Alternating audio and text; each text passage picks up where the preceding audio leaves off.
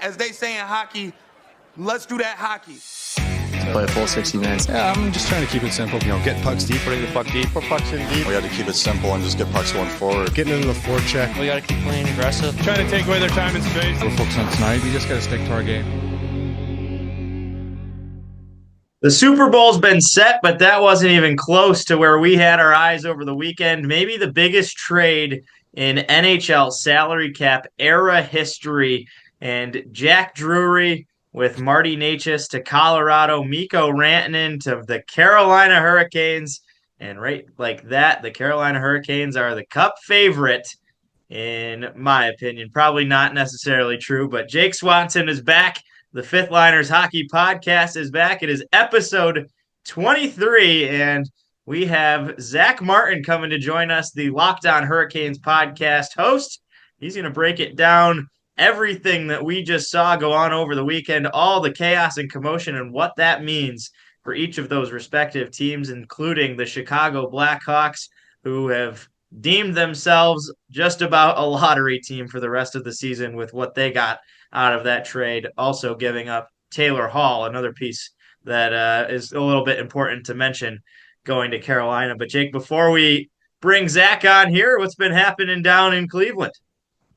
Well, the Browns season is thankfully over. That was the biggest thing since I've been on last, and yeah, just been trying to go to as many Monsters games as I can, and now starting my own little spring training regimen for my men's league in the summer. So starting to hit the cages again is my goal. So not sure if you saw the video of the Chicago Cubs' new routine there, throwing the Bosu ball around the circle and trying to play keep away. Maybe have to get that one going. I heard there's rumors that we might see a Jake Swanson appearance in Potsdam, New York upcoming. Those rumors can be confirmed. I'll be up there for the Kogo games, and to send my partner off in his last Kogo appearance as a student. Not discounting any further appearances as an alumni, but hopefully we'll have a couple of playoff games that maybe we can put you behind the broadcast, Mike. I could certainly use some assistance if we've got 4 straight and back-to-back doubleheaders, maybe 5 straight, depending on how the weekend goes, and fingers crossed that we even get to that the way the women's season is going. Clinging on to the number 4 spot right now, but an exciting Route 11 rivalry weekend that just went down up here. Sold out crowd. And how about, I'm not sure if you could tell on the television side, the women's crowd sold out student section. They had, I think, 1,500 in attendance, so just about half of Cheel Arena, and then the men's blew that out of the water. 3,400 standing room only. Awesome atmosphere. Unfortunately, both teams, all 4 games of the weekend, came up short on home ice. Not a single home crowd got to celebrate the victories, but it's always a fun weekend. You've been through plenty of them.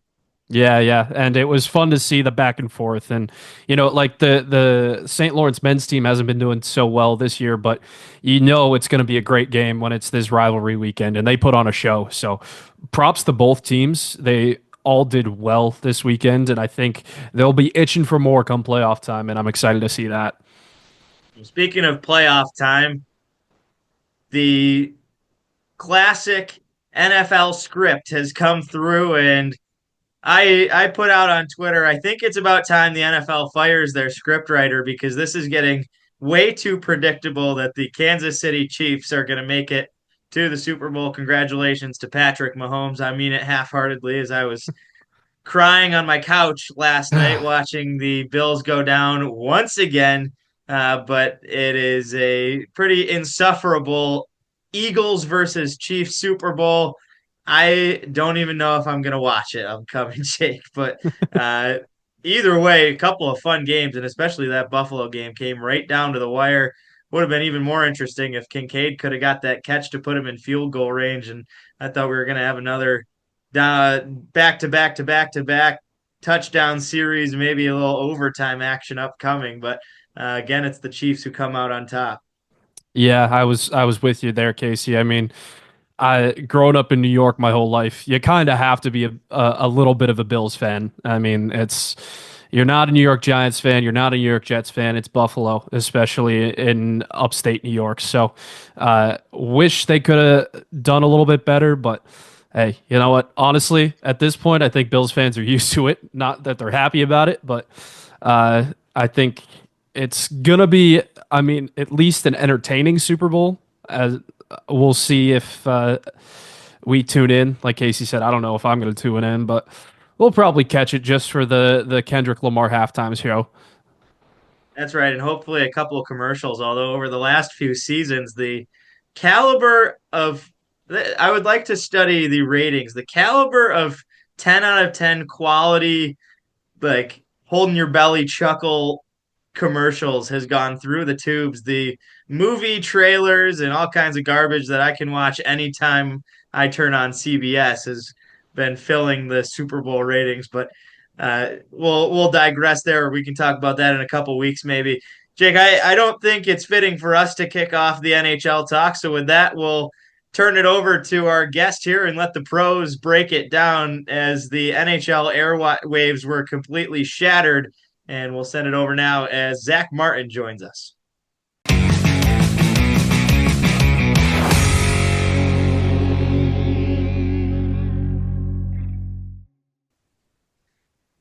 A wild weekend around the NHL, and especially for our next guest, Zach Martin, who joins the show, the host of Locked On Hurricanes. And Zach, a pleasure to finally meet. I've followed your work for some time here, but now a guest of our show, and we appreciate you coming on. Yeah, no, thanks. Appreciate the invite. Yeah, just been fun what you guys have been doing too, and yeah, always happy to talk hockey. So yeah, just appreciate the invite. The Jack Drury trade made all kinds of noise over the weekend, and a three-way trade where the Carolina Hurricanes and Colorado Avalanche made quite a bit of noise, and Chicago somehow plays a piece into it. But Mikko Rantanen to the Carolina Hurricanes, 50% of the salary retained by the Blackhawks. Taylor Hall also to the Hurricanes. They give Colorado Necas and Drury a 2025 second, a 2026 fourth, and Chicago receives their own third-round pick back from the Carolina Hurricanes. So let's start on the Canes side, and obviously close to home for you with what they get out of Rantanen and Hall. This was something that absolutely nobody saw coming. JT Miller was the big name going around that Carolina was thinking about. This is much bigger in your eyes.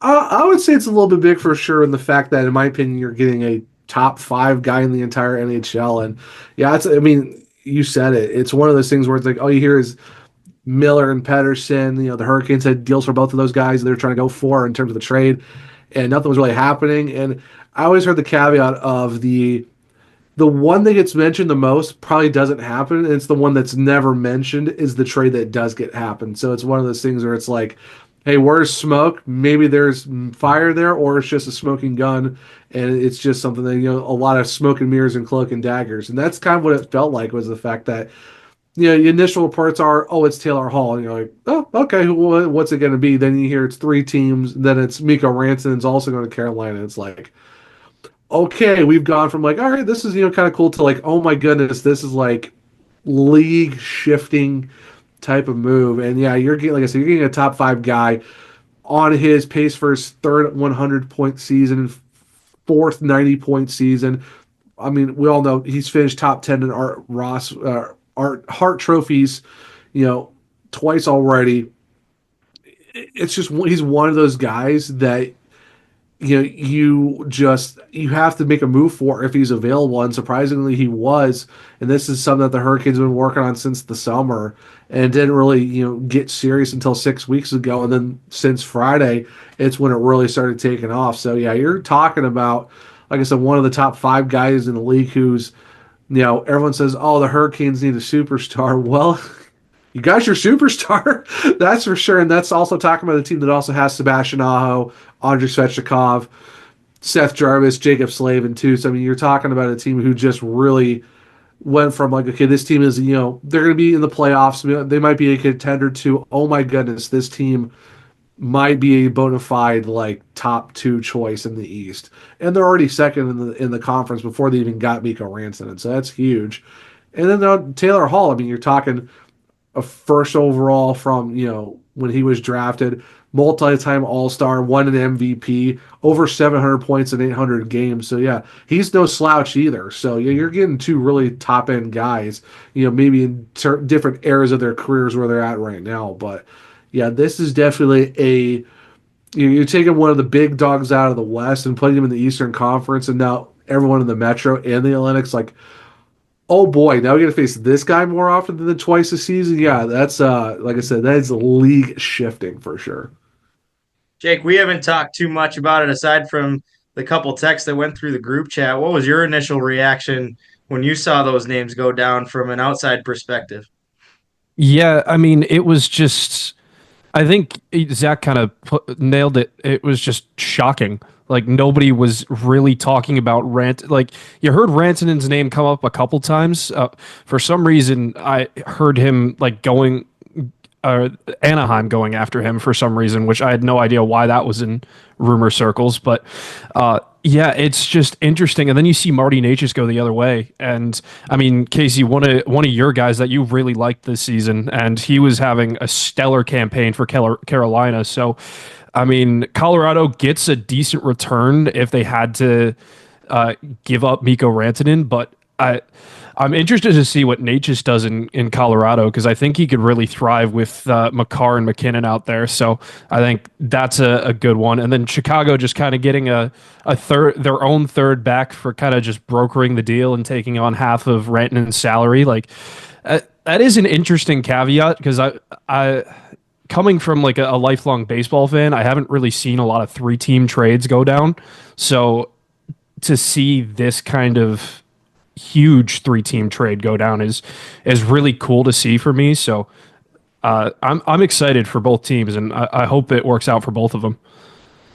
The biggest question now is looking forward to the future, and both Rantanen and Taylor Hall are UFAs upcoming. Carolina has never signed a player above the Aho standard, never signed anyone above $10 million. Rantanen poised to become the highest paid winger in history, which is currently Artemi Panarin at 11.64. He wants that number 1 spot and obviously couldn't get it done in Carolina where they were saying they were offering a pretty big deal that the Rantanen camp would have taken, and Colorado wasn't willing to go up above McKinnon.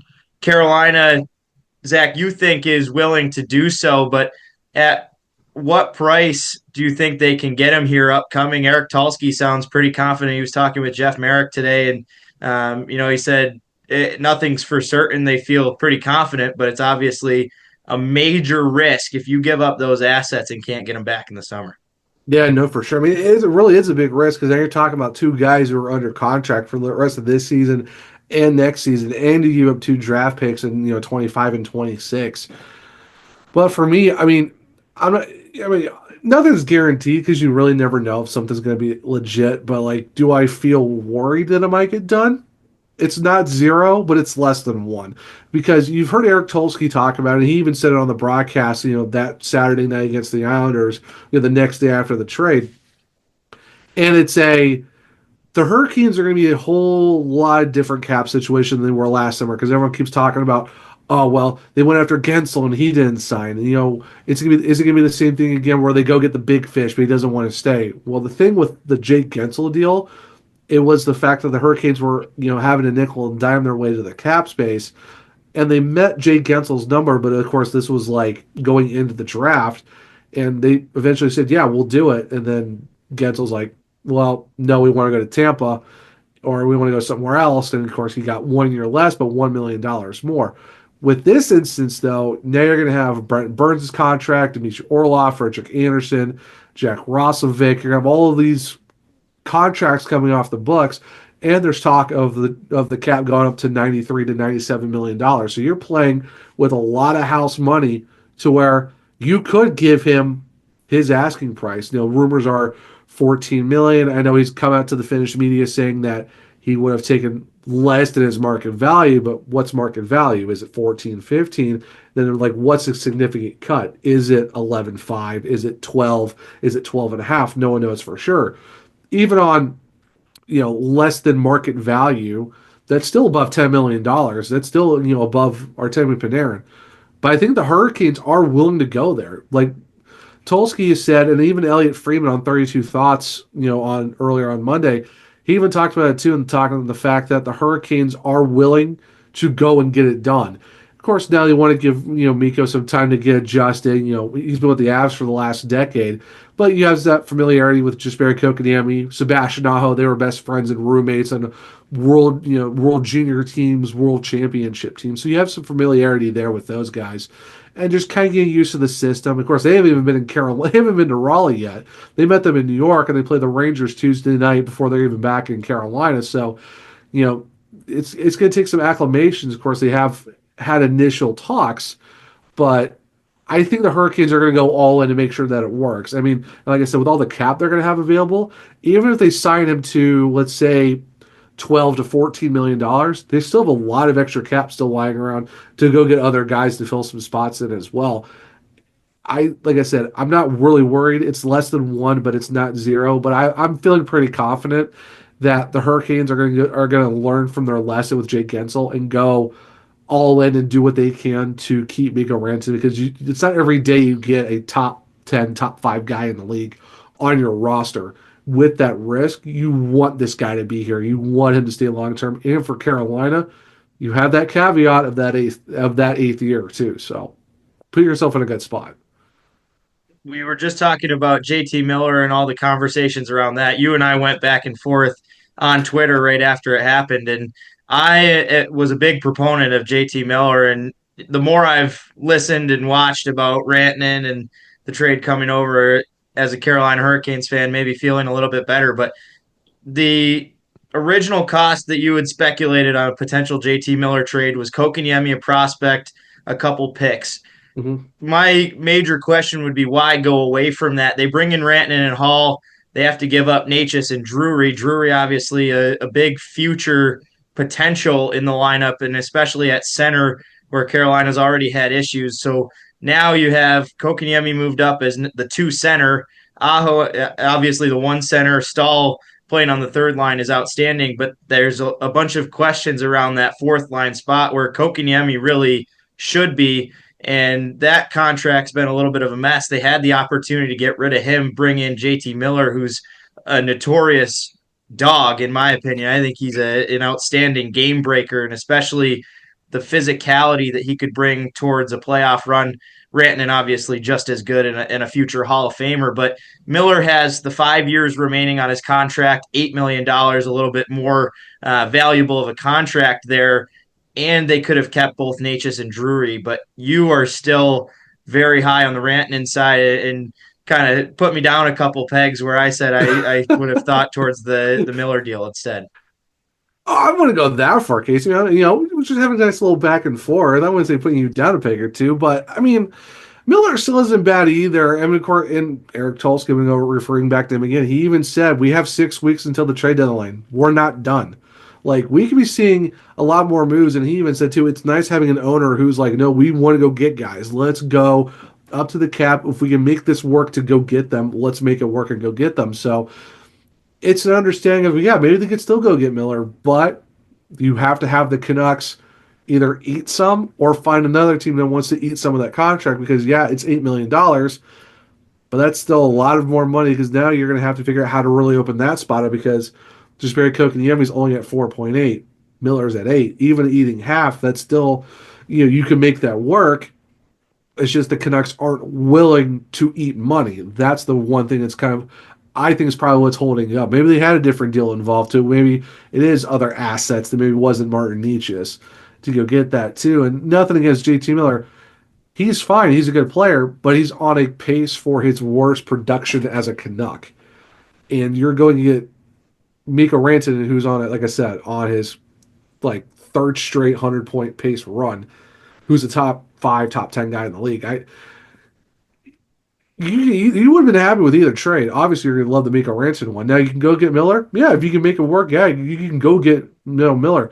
I still think there's probably another deal that we don't even know about that Eric Tulsky probably has up his sleeve that maybe no one's paying attention to. Because now, I even said this on social media too, is Eric Tulsky is calling everyone. He's keeping his finger on the pulse of like, hey, how do you feel about this guy? Hey, what are you guys looking for? Who are you willing to give up? So he's always constantly making calls. He's always trying to feel around of like, okay, what could possibly work to make the Hurricanes better? And that's what you're seeing is they're not afraid to go get better. They're not going to be complacent. They're not going to be like, hey, this is our roster.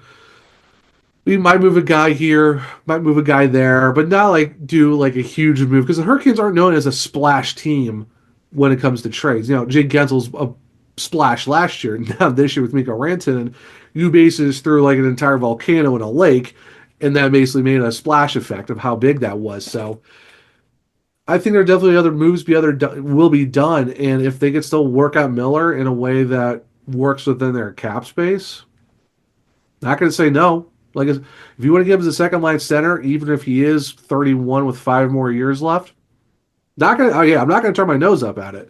That's another guy you can get, like you said, as your bona fide second line center. You got Jordan Stahl, just barely cooking him as your 1, 2, 3, 4 with Aho at number 1.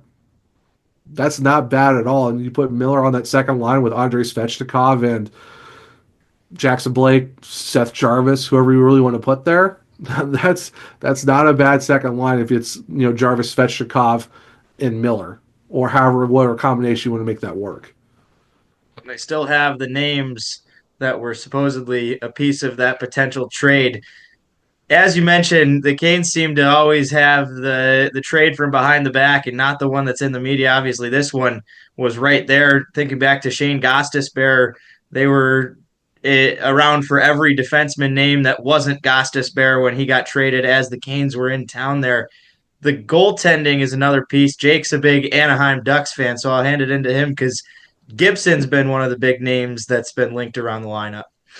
Yeah, and Gibby, he's been in trade talks, as we know, for it seems like 3 years at this point, and he's one of the more valuable ones out there, and there's definitely a lot of teams that could go there. But Zach, with Anderson being back in the lineup, do you think the 1-2 punch of Anderson Kochetkov kind of quiets those rumors down a little bit about needing a goalie to back up Kochetkov for a playoff run? Yeah, I think it does because I know a lot of people were talking about it with the 2 months he was out because, Kochetkov's getting kind of overworked. It's his second straight season of basically doing the yeoman's work of basically carrying the load.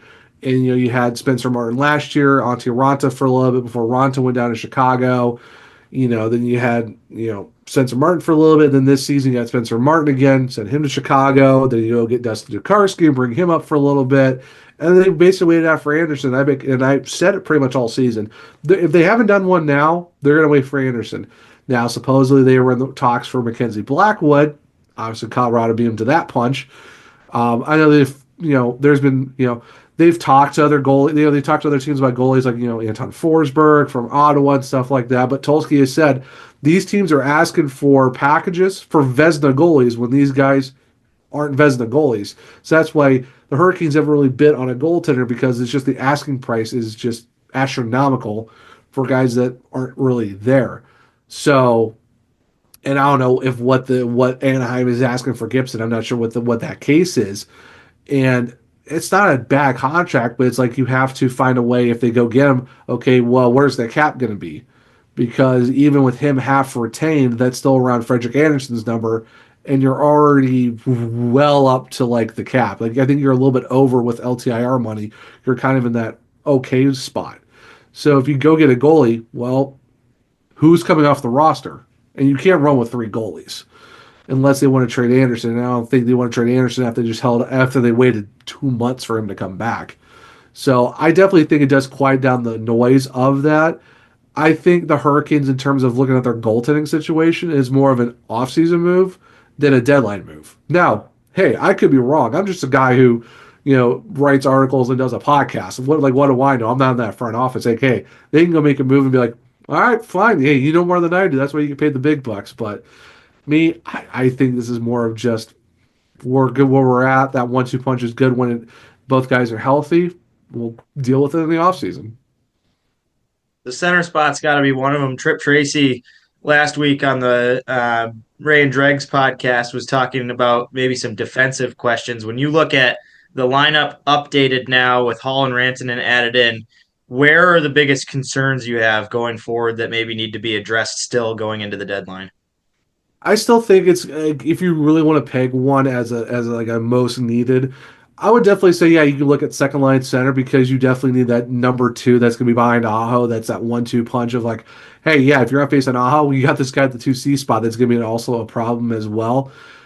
If you don't go for your 2C option, I definitely think you need to look more at the depth forwards because while our fourth line is, I mean, it's pretty decent. Nothing against Juha Yaska, but you definitely need a guy who is that bottom six, fourth line guy that's going to put in some work.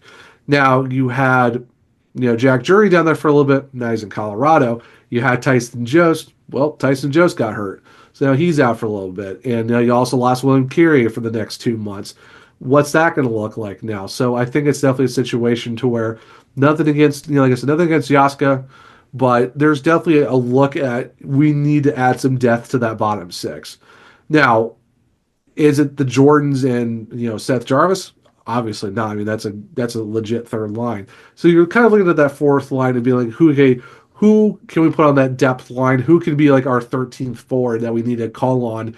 That's not that in betweener of he's really good in the AHL, but the NHL, I don't really know. It's like Jake might know this, a 4A type guy. We don't need a 4A type guy who's like, oh, he's really good in AAA, but major leagues, I don't know about that. So I think you kind of need that guy who could be your 13th forward or, someone who could be a legitimate, he's your fourth line, here's your depth guy moving forward. So it's definitely looking at 2C or a lot of depth down at the bottom, in my opinion. I can already see Casey's head turning, looking for a way to mention Nico Sturm as an option. Clarkson alum, and I think he's on the third line right now for the Sharks, but he was on the Stanley Cup team for the Avs, and he's a bona fide two-way player. We like him a lot. Hey, I like Nico Sturm. As someone who's got family from Germany, not upset with that guy. So would not be mad. $2 million cap hit too, and the Sharks have plenty of room to eat. I mean, hey, if they're willing to make that move work, and I wouldn't say no to Nico Sturm. Nice little two-way guy you could put down there and take care of business. Would not be upset with that at all, actually. If only we were NHL GMs, huh? But someday. So I think I talked about it a little bit before, but Chicago being the third team in this kind of trades, obviously all they get is half of Rantanen's salary that they have to pay and a third round pick, and it's their own third round pick back. What do you think about that return from that? I mean, they're sending Taylor Hall, who was kind of Connor Bedard's like mentor in that Blackhawks situation, and like you said, former first overall pick, former Hart Trophy winner, and a third round pick and your own third that you get back. What do you think of that return for them?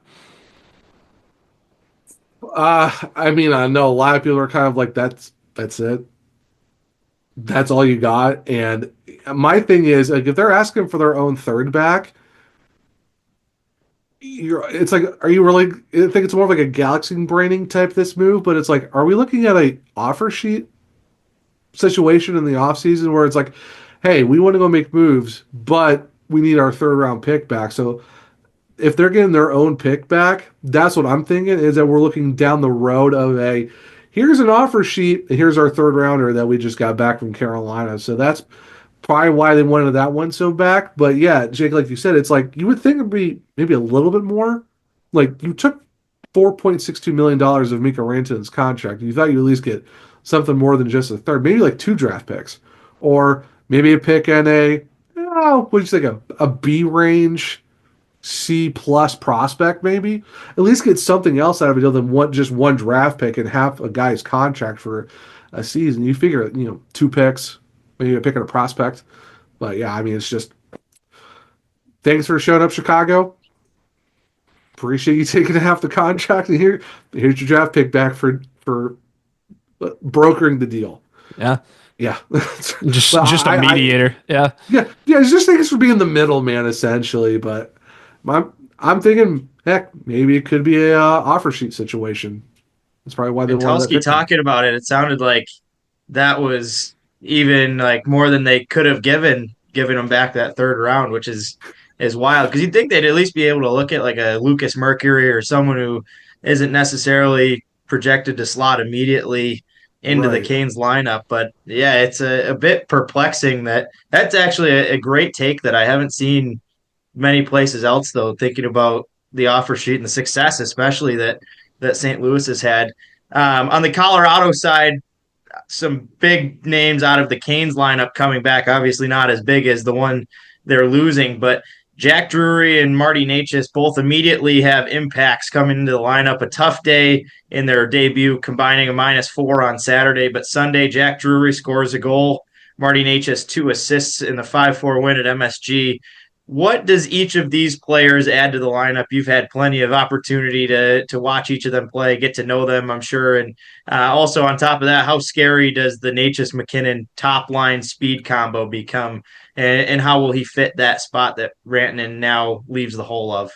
Yeah, for sure. And in that game against the Bruins, I mean, that's kind of tough because you're talking like, yeah, you're not that far away because you're on Long Island, so you're not that far. But that's kind of tough going to like, okay, you just got traded at like what 10 o'clock at night, and you got a game at 1 in the afternoon, like, and it's a back to back. So like that's a tough situation for them. But heck, what a way to bounce back against the Rangers. Of course, Jack Drury scores against his uncle's team that, his uncle GMs and stuff like that. And, his last goal was actually in November against the New York Rangers. So I guess it's very fitting in the fact that why not? And of course, Marty Necas getting 2 assists, which is good for him. And he got his 300th point on the first assist. So big congrats to Marty for that one for sure. The speed, I mean, Marty Necas has got speed for days. Like, and for me, I've always liked his stick handling, and I've said it's a lot. You can put him in a London phone booth, and he can stick handle his way out of that thing. That's just how good he is. And it's progressed. Like you could definitely tell, like last year, like 2 seasons ago, he led the team with 71 points. Last year was a little bit of a struggle because he did lose some diminished ice time. Got his contract, was back on power play 1, had that really hot start. I mean, we all were talking like, okay, this dude's already like top 3 in the league in terms of points. Are we talking we're talking the Art Ross. We're talking for Hart. Like, what's this guy doing? Is he cooled off a little bit? Yeah. I mean, guys get streaky and stuff like that. But he was putting up assists. Like, yeah, man, he's not been scoring a lot of goals, but he's getting a lot of helpers as of late. So I think that's definitely going to be huge to now where you got Nate McKinnon in the middle. You got, Marty Necas on the side now. So, yeah, you've got that dynamic of that speed of like, all right, who are you going to stop? Because this guy's got speed as the center, and he's a big body. And then you got this guy who's speed a little bit, not as big, but he's got the wheels on it, and he can stick handle you to death. So it's one of those things like, all right, who are you going to defend here? And, also Necas in his first game just, had his career high 25 minutes a game because he usually never saw not even 21, and he goes up to 25 in his first game. So I think that's going to be very dynamic. Now, I love Marty Necas, but he's no Mikko Rantanen. So let's just keep it real a little bit. But the Avalanche got a really good player, and it's tough in this league to go be like, okay, we're going to give up our bona fide top 10 guy in the league and get another one. That's kind of tough. Like you're not really going to get a 1-for-1 or a deal that's it's not like, oh, let's go trade Mikko Rantanen for like a Mitch Marner or a Austin Matthews or insert guy here who's in the top 10 in the entire league. That's just tough. But you still get a guy like Martin Necas who's top 12 in points this year, having a really great year. Like I said, had 71 points 2 seasons ago. He's still building into his own. He's 25. Oh, and he just won the World Champions with Czechia. So he's on the come up right now. He's still playing really well. And hearing from Jared Bednar before Martin Necas was even on the Avalanche when the Colorado was in town against Carolina, he likes Martin Necas' skill set. He was talking about his stick handling, his speed, a guy that you see his skill set being built, and now he can build it a lot more with a guy like Nathan McKinnon. Jack Drury, absolute killer on the faceoff dot. He led the Hurricanes this season in faceoffs, and it also helps when you have Jordan Stahl as your captain and a faceoff specialist. Oh, and also Rod Brindamore, who was also a faceoff specialist and a 2-time Selke winner back-to-back seasons. So, yeah, Jack Drury has got some skill set as well. And let's not forget, won a Calder with the Chicago Wolves, also won a championship with the Vaxo Lakers over there in Sweden as well. So he's had some success in his career where he's won championships in Europe, also in the AHL with the Wolves, had a really huge season, that cup run, and he played really well at Harvard too. So this guy, while he may not get the minutes and the proper opportunity, he's still someone who's been there and done that and won championships. So definitely a good bottom six guy. I saw he was on the third line for the Avalanche. Not a bad 3C overall, because now you basically built your depth up down the middle, because I know it's been kind of top six heavy, but now you have a guy who you can put on that third line that can win you faceoffs and might potentially be on your second power play unit, because that's where he kind of was for the Hurricanes this season too. It was tough to see some of those press conferences, and Bednar and Nathan McKinnon obviously pretty distraught losing a big piece of their lineup. But Necas will get exactly what he's been asking for, and obviously that big time top line being a potential star minutes comes with that. I know you got to get going here, so we'll end on one more looking around the league as a whole. Still remaining the top trade prospects, JT Miller.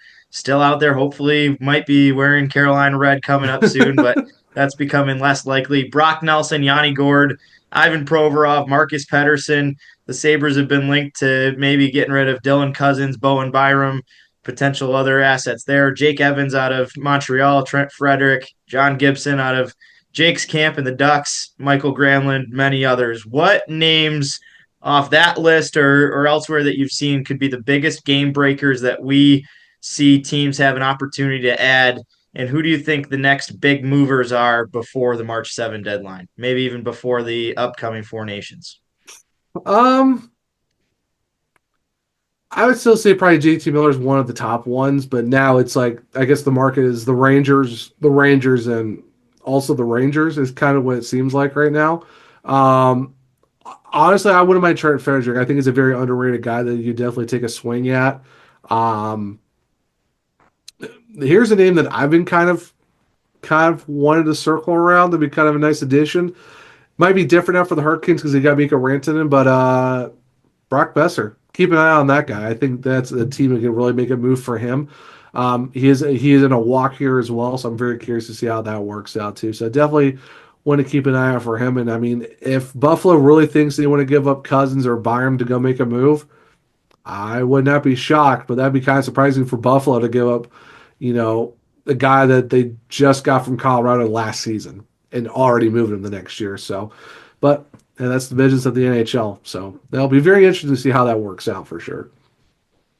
Zach Martin, one true Zach on the X and Twitter sphere, and a big week upcoming for the Locked On Hurricanes podcast. I'm sure we very much appreciate your time. Thanks so much for joining. Always a pleasure to talk hockey, and especially when it's Carolina Hurricanes. Yeah, no, appreciate it. Yeah, just thanks for the invite, guys. And just happy to come on and talk Hurricanes. And yeah, it's going to be a very busy week for Locked On Hurricanes for sure. And also, at the Hockey Writers, having to cover this team as well in print format in some fashion. So yeah, it's been a busy time, but honestly, can't complain at all. Can't be mad when you get Mikko Rantanen as a Carolina Hurricane and also Taylor Hall too.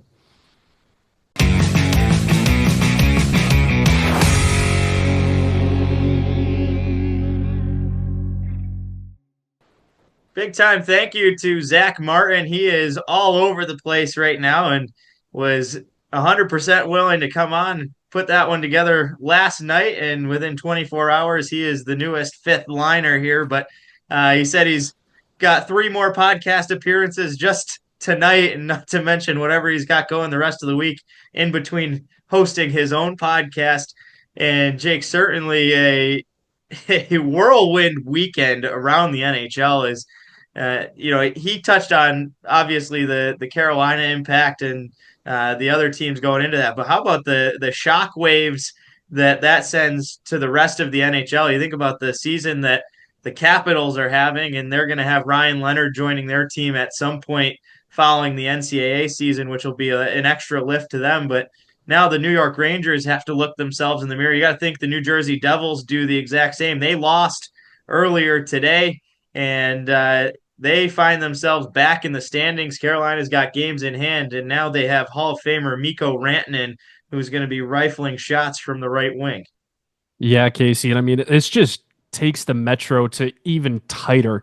And I mean, we'll talk about it a little later with the Eastern Conference wildcard standings. But I mean, you look at the Metro, Washington on top with 71, Carolina right behind them at 64, and then it's just kind of a mess as you get all the way down to Philadelphia, even with Pittsburgh with 48. They're with an outside shot at that last wildcard spot. I mean, it's just so tight in the Eastern Conference. So the addition of Rantanen and Hall to this Carolina team is going to be a much needed boost for them on the offensive side. So we'll see what they can do on the other side of the country. And also with Carolina, we were talking a little bit about it. Frederick Anderson being back in between the pipes, now giving Kochetkov a little bit of rest. So I think Carolina is going to be that team to watch in the Metro. And it's really going to be a test to see if Washington can hold on to that first spot and if Carolina can usurp them there. So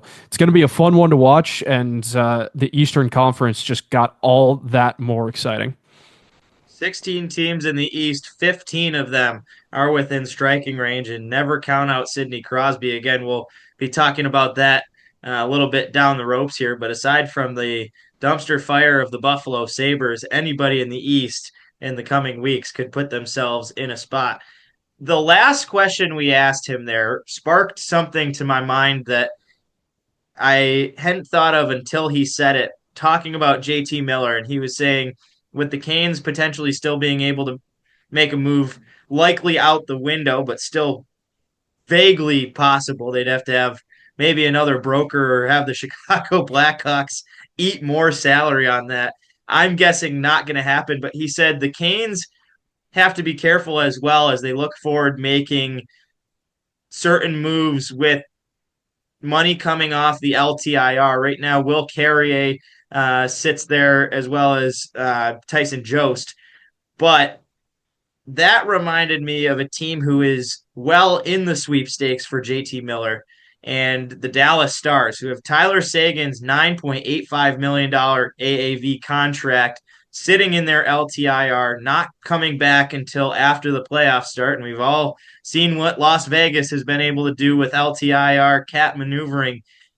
That's got to be a pretty darn good landing spot for JT Miller, and everyone who ends up in Dallas has, pretty well liked it down there. Think of Matt Duchene, who just re-signed. And you got to think that the Dallas Stars are going to make a pretty hefty push. And Jake, around the Pittsburgh Penguins, Malkin's been one of the names kind of speculated that might be a great fit. JT Miller fits that exact same mold, a big, strong horse of a center that would be a Dallas Star that would make the Dallas Stars an outstanding threat to the West in the NHL, and if they already aren't at this point. Yeah, I mean, you got it right there. I mean, they're already a juggernaut coming out of the West. And if you add someone like a JT Miller to bolster that physicality, that's a huge get. And we were talking before, like in the beginning of the season, of like what could Dallas add to be more of a Stanley Cup contender. And we were talking about defense. They're pretty solid between the pipes with Ottinger and Casey DeSmith.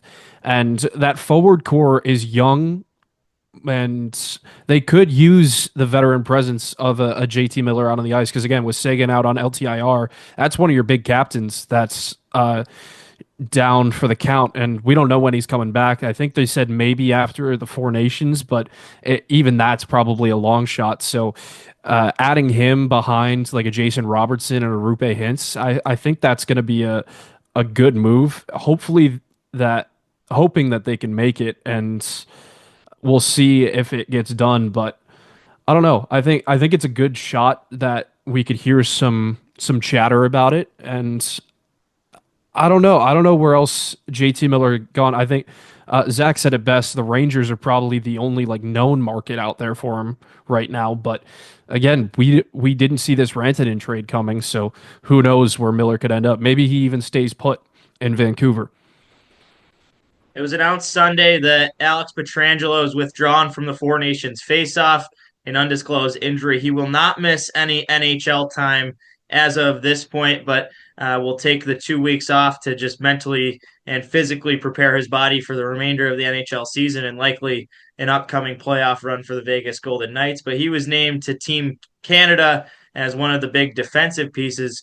There's a list of names that we might see coming off of the Four Nations roster. It makes it very interesting for those GMs. But first, on the side of Pietrangelo, huge loss for a Canadian team that I picked to come in third, and I'm starting to feel a little bit more confident there. Yeah, and I mean, we're all so used to seeing Canada as the number one, no doubts about it, in the hockey world. And right now, it's just kind of wavering. And I think it's just because a lot of their talent lies in the same spaces. Like they have a lot of really good forwards, but in a tournament like this where you can only play 5 guys on the ice at a time, it's really tough to get those guys that are 1A, 1Bs on their own team and turn them into 2Cs, 2 left wings, 2 right wings. And I think with Pietrangelo being out, it's going to hamper that blue line for them. And I don't really know off the top of my head what their replacements are going to be for him, but it's definitely going to be an interesting thought to see what Canada comes out with, because the U.S. hockey team has been the favorites on paper for a little bit now, and now they're kind of creeping up in the odds category. So we'll see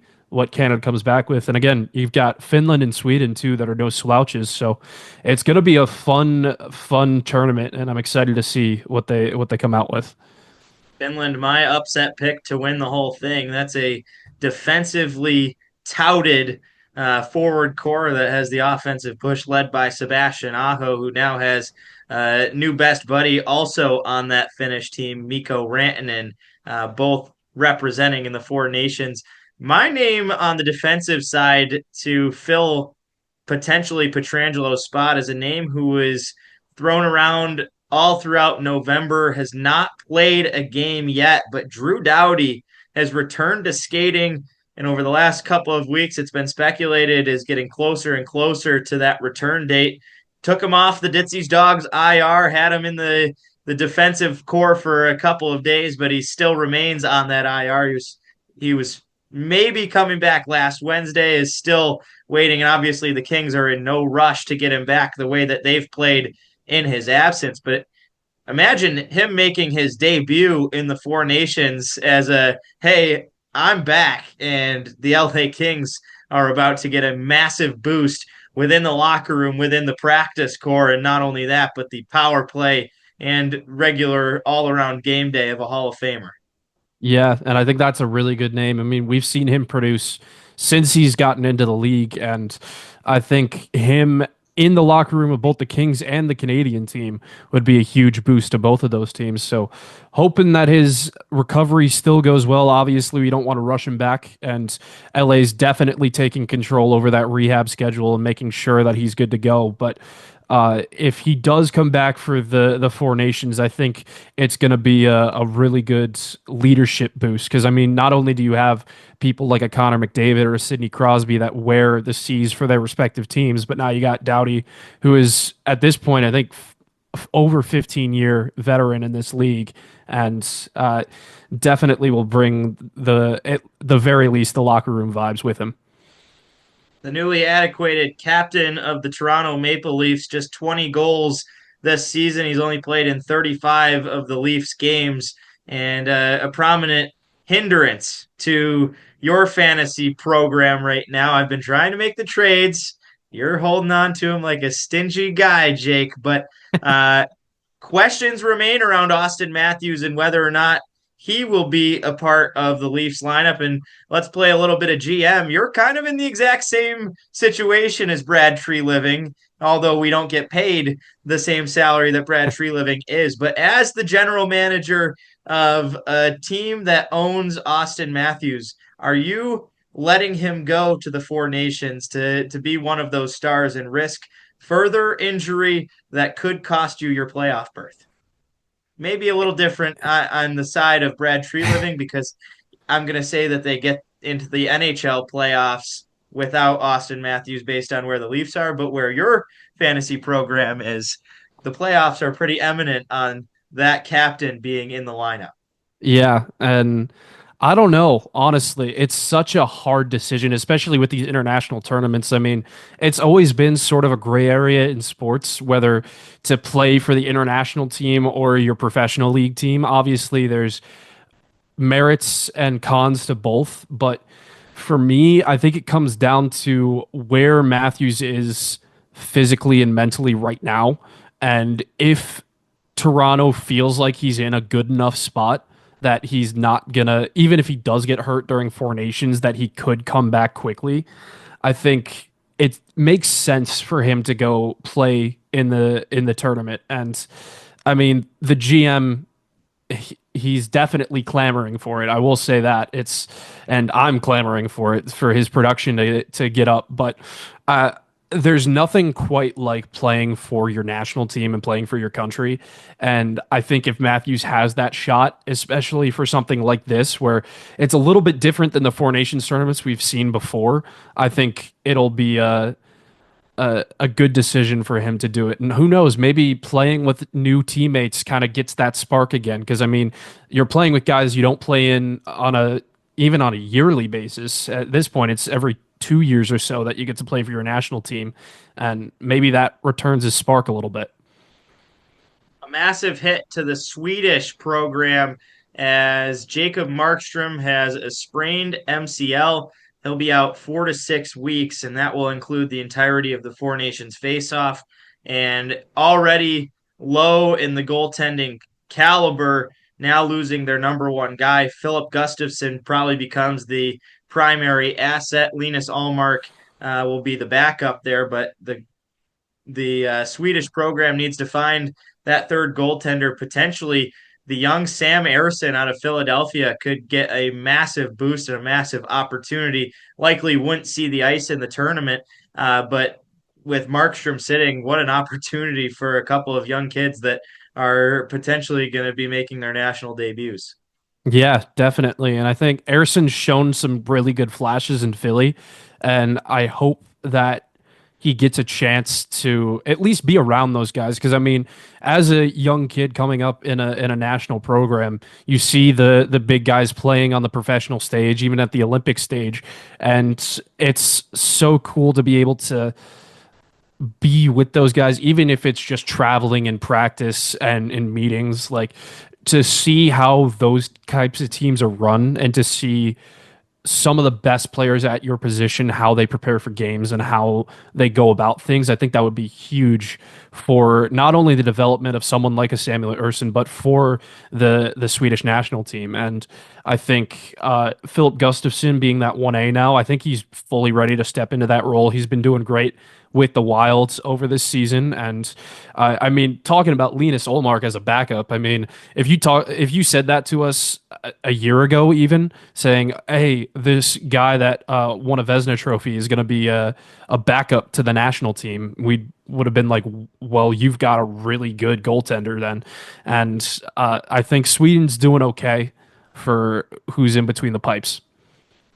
The Devils' offense has heated up a little bit, and after losing 4 straight a couple weeks ago, 5 of their last 6, and 8 of their last 10 previously to the marks from injury after getting topped by the red-hot Ottawa Senators. Back-to-back wins this week, scoring 9 goals in their 2 games, a 5-1 win over the Bruins, a 4-3 win in overtime over the Montreal Canadiens. Currently, they are losing, as we record, 3-1 to the Philadelphia Flyers. So it looks like that streak is going to come to an end. But, you got to think back to the offseason here, and they made a couple of big-time moves. Obviously, the biggest in net was Jacob Markstrom coming in, but much more undertoned was the addition of Jake Allen. Now, how big does that become? And think back to the move they made to get him from Montreal, and now he is the piece that's going to be keeping them clinging on to that number 3 spot in the Metro, maybe trying to continue to boost their rise as they chase the Carolina Hurricanes. Yeah, and Jake Allen has been really impressive in that backup role, and now stepping up for Markstrom. I think he's definitely got what it takes to at least tide the Devils over until Markstrom comes back. And that's really all he needs to do, because New Jersey's offense is going to go with Jack Hughes. And I think with that offense in combination with just good enough defense and just good enough goaltending, I think they'll be fine. It's just if Allen can play up to that. And we've seen flashes of it this season, especially now that Markstrom's down, but I think that's going to be a huge point to him. And now with New Jersey now in that metro that's involving a Mikko Rantanen, it's going to be a tougher test, especially going down the stretch towards the trade deadline. More international news that came out this week. The NHL will move forward with the World Cup of Hockey in 2028, but it will not involve the IIHF, Jake, and a big hit for the national stage in the IIHF, at least in running the World Games.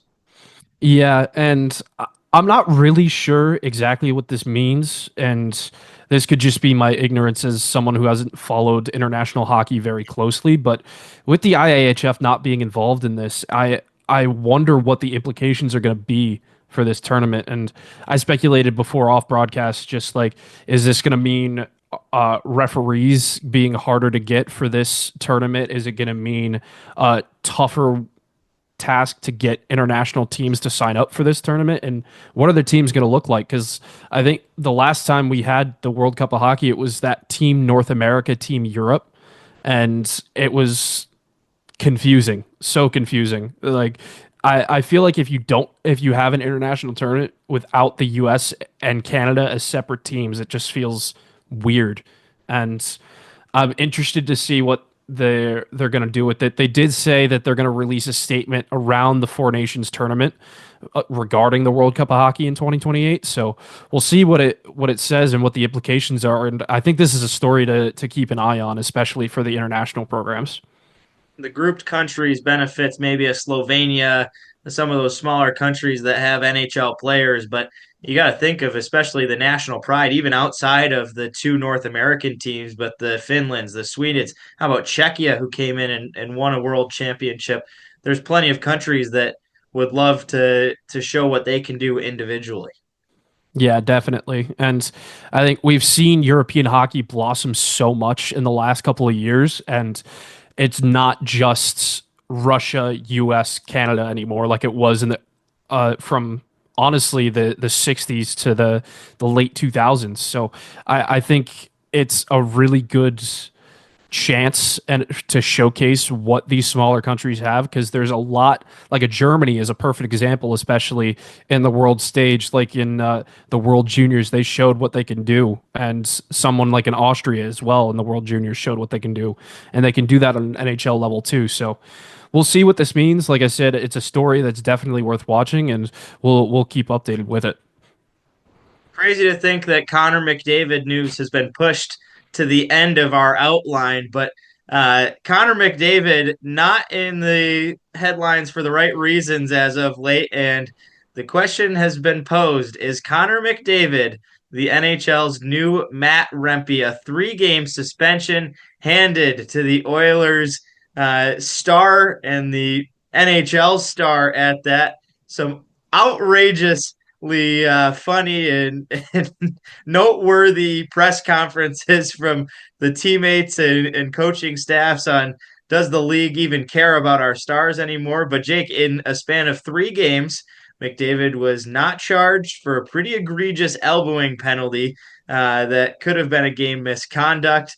And then 2 games later, goes straight to the face of Connor Garland and cross-checks him. Somehow in all of this, Connor Garland becomes the bad guy. He was booed off the ice in Edmonton a couple days after it happens, and he said after that game, I don't really care. But it's pretty funny that maybe he held on to Connor McDavid a little. I would too if I had to have the task of stopping him. I probably wouldn't even be able to get to the point of holding on to him, but that does not excuse taking a two-handed chop with the lumber right to the schnoz of the opponent, as McDavid did. Yeah, it doesn't. And I mean, we've seen this before. Players get heated, and it's just it's a part of the game. It's not advisable. It's not something that can be condoned, but it just happens. It really does. And McDavid has been targeted his whole career as like one of the best players in the league that puts a bullseye on your back. And you're going to get slashed. You're going to get two-handed. You're going to get tripped. And calls may never come your way. So I think this is just frustration boiling over for McDavid. And no, he is not the new Matt Rempe. He's not logging 5 minutes of ice time and then getting a 10-minute major or a 10-minute mixed conduct and a 5-minute major. I think his PIMs are still going to be below 100 this year. So, but thankfully for my fantasy team and for you as well, our boy Matty was not able to play McDavid for 3 games, allowing me to get the upset win over the league leader. So very happy with that. But McDavid will bounce back. It happens.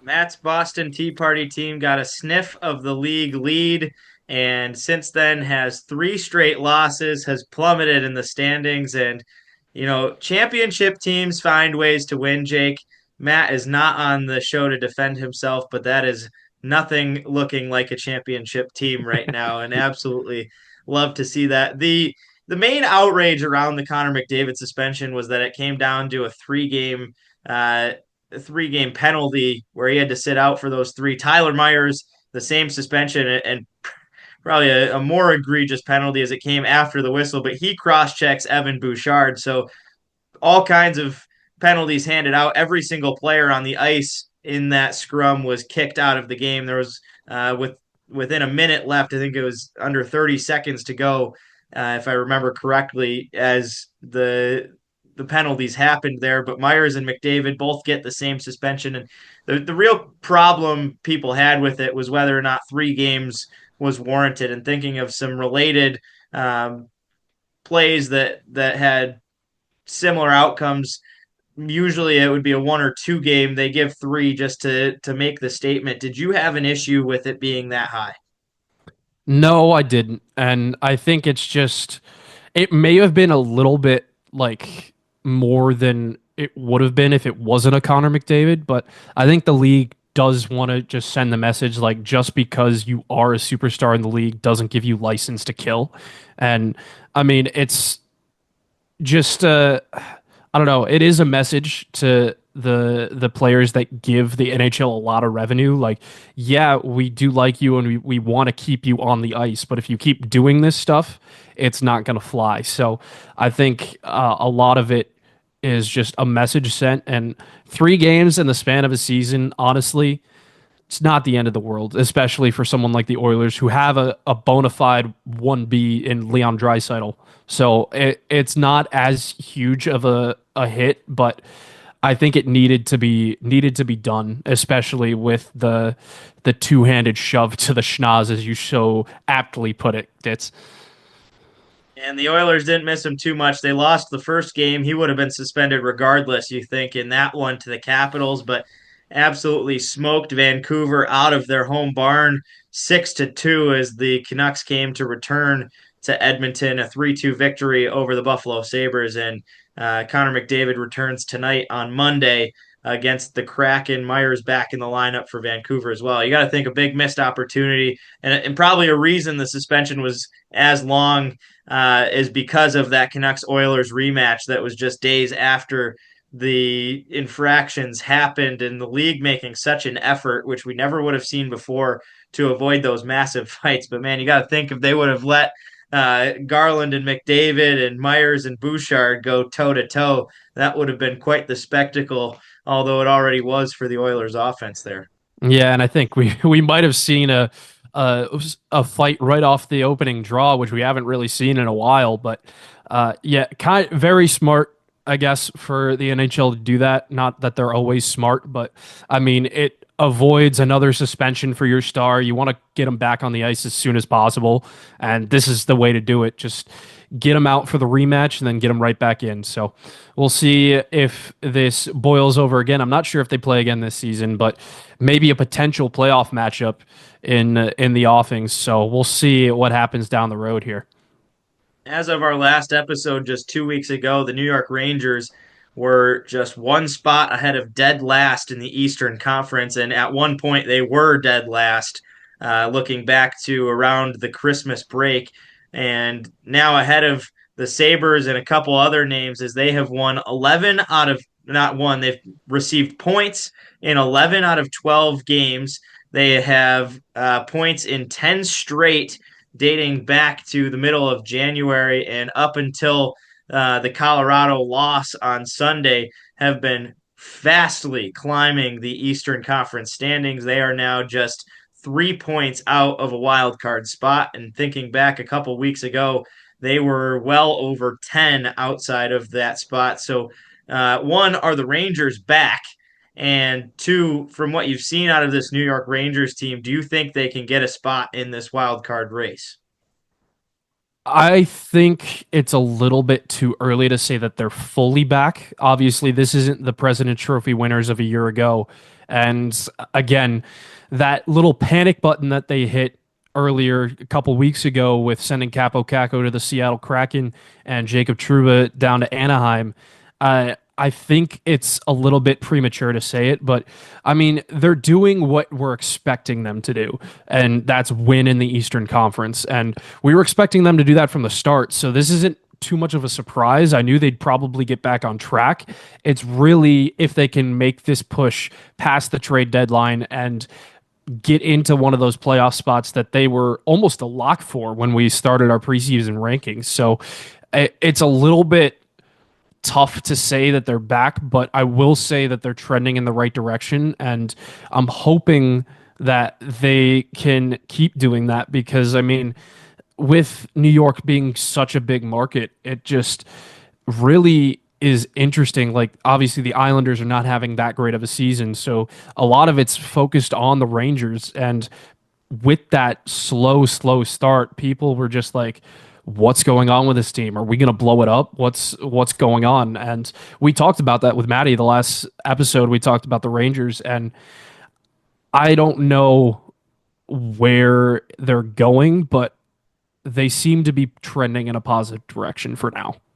Even with Johnny Lazarus, he said as a Rangers fan and working closely with the team, he was hoping that they wouldn't get back into it and that they would be sellers. I think there's minimal chance we see them sell anytime soon unless it goes back to that massive struggle we saw about a month ago. But man, you look at the Eastern Conference right now, it is a loaded leaderboard. And can you think of a worse matchup to have as potentially a President's Trophy Washington Capitals team going back up against last year's President's Trophy Rangers team, essentially the same squad minus a few pieces they've traded off in right around that December timeframe where they traded out Trouba and traded out Capo Caco. But the main core of that Rangers team is the exact same, and they swept the Capitals 1 year ago. Yeah, and I mean, Artemi Panarin and Adam Fox are still doing their thing. I mean, Panarin 52 points in 47 games, Fox 40 points in 49 games, and it's so hard to believe that this could be a wild card 2 spot. I mean, that's a spot that we were like, oh, maybe the Flyers will get in, maybe the Penguins, maybe the Jackets. No, and then you say, oh, it's the New York Rangers, and you have to go up against the 1 seed.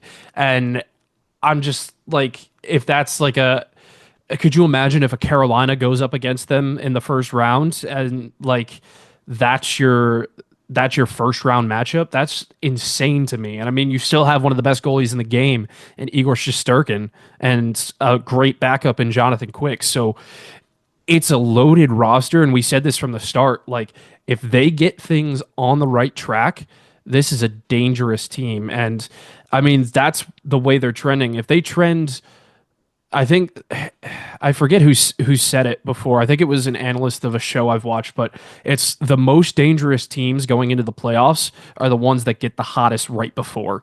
And it's the teams that click right like 10 games before the playoffs. They go like 7-3 or 8-2, and they're just on a run going into the playoffs. And that could be this team and getting them into a wild card spot, which is insane to say. As the Carolina Hurricanes, the only threat to that would be if they take the number 1 spot. And right now, I'd be feeling pretty good if they had to play the New Jersey Devils, a team they've had an absolute number for in the playoffs. But as we look at the playoff picture, it is the Toronto Maple Leafs number 1 in the Atlantic Division, the Florida Panthers in number 2, and oh wait, Oh boy. don't look now. Oh no. Here we go. The Ottawa Senators are no longer a wild card team, baby. They are number 3 in the Atlantic Division. Capitals at 71 points, Hurricanes with 64, Devils with 62, but a wide open wild card race that has the Sens, ATL number 3, 56 points, which is tied with the Boston Bruins, who are the wild card 1, also at 56. Less games in hand. The Lightning wild card 2 at 55, even to the Blue Jackets of Columbus, who hopefully can get Monahan back in and make a run. The Canadiens at 53, the Rangers at 52, Red Wings have 51, and another hodgepodge of teams that are still right in there within the mix. The Flyers at 50, the Islanders 49. Don't count out the Penguins, as we said at the top of the show, Jake. But wide open race right now. What are your initial thoughts as we run through that lineup led by Ottawa's franchise?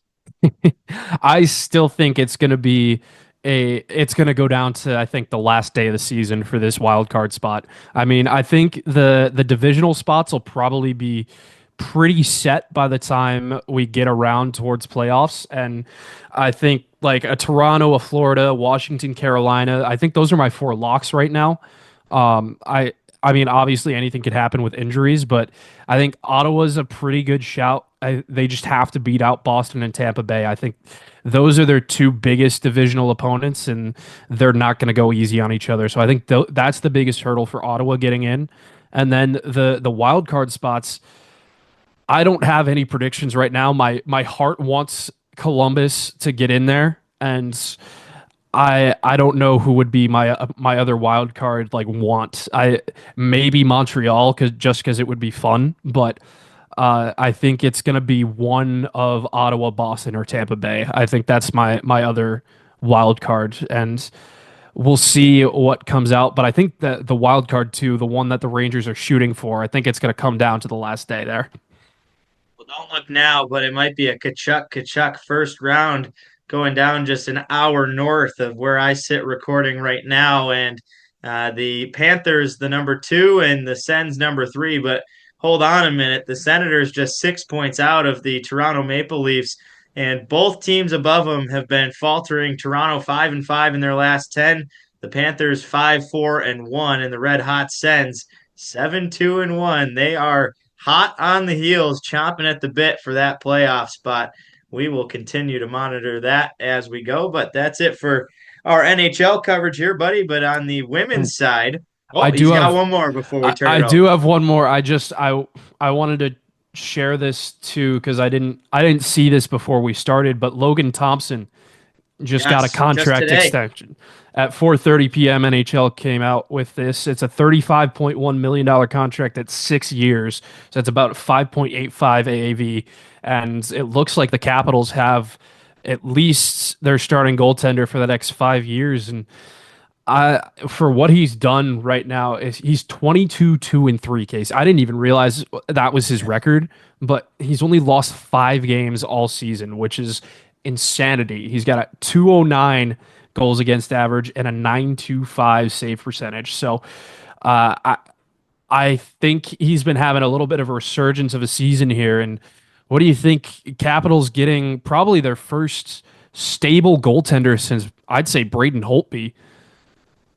Well, and it's been such a big year when you think all around for goalies that have been traded. Linus Ullmark, before the injury, was a reason the Sens were even initially able to get back into a wild card spot. Then you have the Georgiev trade out of Colorado and the success that brought the Avalanche. Think of how much of a stronghold Blackwood's been in the Avs lineup, and then exactly the same. And another kind of underrated storyline is the Vezina trace that Thompson could be right up there for. Connor Hellebuck's kind of been written off as the favorite to win that, but just 2 games all season in what was it? There 26, 27 starts that he's had. that Yeah. he hasn't come away with points is unbelievable. And you think where he's got the Capitals right there in a President's Trophy spot. They have 71 points and tied with his front runner in the opposition in Connor Hellebuck, both teams at 71 and clearly ahead of the rest of the NHL pack. It's hard not to applaud him and at least give him some major praise there. But if you're in the betting market, you got to be thinking the futures on Thompson. Now it's maybe starting to catch up a little on the odds, but Hellebuck's a heavy favorite. You might as well throw some change going that way. And the outstanding season he's had, obviously very well deserving of that contract. Yeah, and I will say the picture that they posted of him on NHL.com, it's him in the retro black Capitals jersey. The pad setup that he has, I wish we had Nick Kojand, our Sty guy, to go over it, but it looks good, man, I will say. But I just wanted to throw that in there before we moved off of the NHL, because I think that's a good signing for the Capitals and a well-deserved for Logan Thompson. Well, and don't forget, he's also a Stanley Cup champion. So that's a guy who's got playoff run experience and could be a big piece to the Capitals maybe getting out of that first round, whatever the gauntlet of the opposition is going to have to be. But let's turn it over to that PWHL. It's an exciting time around women's hockey, and the nationwide, North American-wide tour has packed some sold-out crowds as they continue to set records for women's hockey. Yeah, Casey, the Takeover Tour has been a huge success for PWHL, and it's not even done yet. So they kicked it off at Climate Pledge Arena out in Seattle, and I think they got up to 18,000, I think the mark was in that arena. And overall for the games up to this point, we're recording Monday, January 27th. Up to this point, they've had over 61,000 people in the games so far, and that broke an attendance record for North American women's hockey. So props to the PWHL. They've been doing an amazing job with this Takeover Tour. And I mean, the girls getting to experience NHL arenas sometimes for their first time, if it's some rookies or some people coming over from the SDHL or other foreign leagues. So it's a really cool opportunity for them and a really good opportunity to market women's hockey in North America. So hoping that they can keep this momentum going. Right now, I've got New York and Ottawa on the other screen. New York's up 3-0 with 3:52 left to go in the third. So unfortunate for our friend Stephanie Markowski over on the Ottawa Charge, but for Ella Shelton and the New York Sirens, they're looking to take down the Charge, I think, for the second time this season. But PWHL, talking about the standings here, and it's been an interesting flip, I'd say, to the standings. So Toronto, who was the quote-unquote President's Trophy winner in last season, is now in last place. They're 4-0-2-6 to start the season, and a very slow season for Toronto. Not exactly what they had in mind, but they go out and get Savannah Harmon from the Ottawa Charge, and Casey, not exactly helping them right now, but they were part of the biggest trade so far this season. Well, yeah, blockbuster trade. Remind me the full names. It was Fost going one way. There's three of the four were Olympians, right? Yeah, it was. So Fost, Harmon, LaRock. Yeah, so LaRock and oh boy, sorry, I'm trying to pull up the names so I don't get this wrong. But it was another ECAC name was the fourth. Yeah. Oh boy, it was it was actually a while ago. Jeez, now that I'm looking back at it, but Victoria Bach. Yeah, that's who it was. So former Union, now Garnet Charger, was a Dutch woman at the time, right? Yes. Now that change from Dutch women to Garnet Charger, I will say Garnet Charger does have a cool ring to it. So let's see. Yeah, here we go. Ottawa Charge and Toronto. So yeah, so it was Victoria Bach and Jocelyn LaRock going to Ottawa, and Haley Skamura and Savannah Harmon going to Toronto. So a swap of Olympians there and a swap of ECAC players, but hasn't really contributed to Toronto's success. So we'll see. We'll keep an eye on them. Again, they've got a very good lineup, and it kind of reminds me of New York from last year, where there's a lot of talent going around, but not a lot of chemistry. So interesting story there. But on the flip side, the Montreal Victoire, one of my favorite teams in the PWHL, they're 6-2, 1-2, and are top of the league.